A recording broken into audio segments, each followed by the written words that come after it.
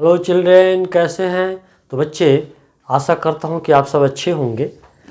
तो बच्चे, पिछले वीडियो में हमने फ्यूचर इंडेफिनिट टेंस की चर्चा की थी।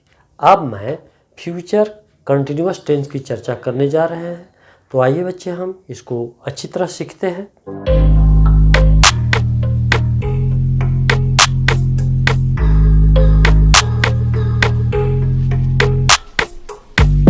तो बच्चे, हम फ्यूचर कंटिन्यूअस टेंस को वर्ब फॉर्म से जाने।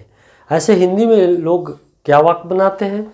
मैं पढ़ता रहूँगा, वे लोग खाते रहेंगे, लड़के खेलते रहेंगे, यानी ते रहेंगे, ता रहेगा, ती रहेगी इत्यादि रहे तो लोग समझते हैं कि फ्यूचर कंटिन्यूअस टेंस का है। लेकिन हमें तो अंग्रेजी से जानकारी लेना है, यानी वर्ब के रूप से हमें पता लगाना है कि वो किस टेंस का है।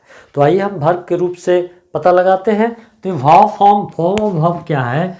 सब्जेक्ट के बाद शैल अथवा विल के बाद बी लगाइए और बी के बाद वर्ब का चौथा रूप, यानी चौथा रूप कैसे बनता है? तो वर्ब मूल वर्ब में आईएनजी जोड़ दीजिए, चौथा रूप बन जाएगा, यानी प्रेजेंट पार्टिसिपल।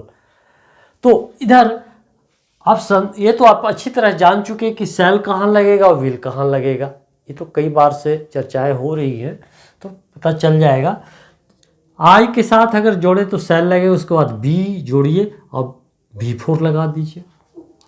वी के साथ सेल लगेगा, बी जोड़िए V4। इसी तरह से यू के साथ विल का प्रयोग होगा। यू के साथ क्या समान रूप से क्या होगा? विल का प्रयोग होगा। क्या होगा? विल का। तो इसके बाद बी लगाइए, V4 करिए। ही के साथ विल और इसके बाद बी जोड़िए, V4 लगाइए। फिर देखिए सी के साथ भी विल लगाइए और बी अस लगेगा, V4 लगेगा।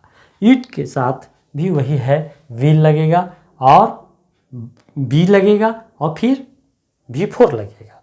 उसी तरह से दे रहेगा तो भी विल लगेगा और बी तो अवश्य रूप से लगेगा और ये V4 लगेगा।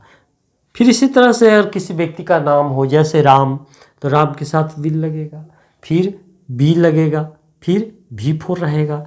उसी तरह से कोई नाउन प्लूरल हो और सब्जेक्ट के रूप में हो तो वहाँ भी विल लगेगा, फिर बी लगेगा, V4 लगेगा। अर्थात ये जो है से यही पहचानने का सिस्टम है। शैल बी के बाद V4 लगे तो पक्का जानिए कि वो फ्यूचर कंटिन्यूअस टेंस, कोई दिक्कत नहीं होना चाहिए। लेकिन इसके आधार पर वाक्यों की रचना हम कैसे करेंगे? तो आइए करते हैं। आई शैल बी रीडिंग, मैं पढ़ता रहूँगा। वी शैल बी रीडिंग, हम लोग पढ़ते रहेंगे। यू विल बी रीडिंग, आप लोग पढ़ते रहेंगे। ही विल बी रीडिंग, वह पढ़ता रहेगा। सी विल बी रीडिंग, वह पढ़ती रहेगी। इट विल बी रीडिंग, वह पढ़ता रहेगा। जैसे अब तो इट निर्जीव के लिए है भाई, जिसके लिए पता नहीं चल पाता है कि लड़का है कि लड़की। और हिंदी में तो निर्जीव को भी स्त्रीलिंग कर दिया जाता है, पुल्लिंग कर दिया जाता है, लेकिन इंग्लिश इस बात को नहीं। अगर लड़का या लड़की नहीं है तो पक्का है कि न्यूटर जेंडर में आ गया। तो अगर लड़का लड़की है भी और आपको पता नहीं चला तो आप उसके लिए बेधड़क इट का प्रयोग कर सकते हैं। ये इंग्लिश कहता है। और दे विल बी रीडिंग, वे लोग पढ़ते रहेंगे। Ram will be reading, Ram पढ़ता रहेगा। The boys will be reading, लड़के पढ़ते रहेंगे। आप देख लिए बच्चे कि ये बैनर है, यानी शैल के बाद बी आएगा और वर्ब का चौथा रूप यानी रीडिंग यहाँ हुआ, यानी रीड में आईएनजी जोड़ेंगे तो चौथा रूप बन जाएगा। इसी तरह से आप देख रहे हैं यू के साथ क्या लगना चाहिए? विल लगेगा। इसके बाद बी रीडिंग हो गया। और माने आई और वी के साथ शैल समान रूप से लगता है, शेष के साथ विल और उसके बाद बी और V4। ये फ्यूचर कंटिन्यूअस टेंस का पहचान है। फ्यूचर कंटिन्यूअस को हम फ्यूचर प्रोग्रेसिव भी कह सकते हैं, फ्यूचर इम्परफेक्ट भी कह सकते हैं।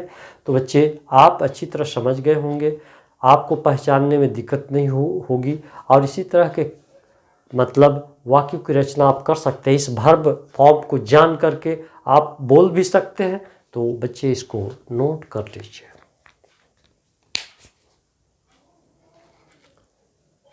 Children, I want to rub. तो बच्चे आप इसका प्रयोग भी करके देखें, कहाँ इसका प्रयोग होता है। यानी भविष्य काल में कोई काम कुछ समय तक जारी रहेगा। जैसे हम इसको देख सकते हैं कि फ्यूचर कंटिन्यूअस का प्रयोग कहाँ होता है। तो future continuous tense indicates that an action will continue up to some time in the future. यानी भविष्य यानी फ्यूचर कंटिन्यूअस टेंस यह बोध कराता है कि कोई काम भविष्य काल में कुछ समय तक जारी रहेगा। जैसे उदाहरण से इसको हम जानते हैं, Mahesh will be reading a novel. Mahesh उपन्यास पढ़ता रहेगा। इसका मतलब कि कुछ समय तक पढ़ने या खास समय तक वो पढ़ता रहेगा। फिर है Ram will be staying here.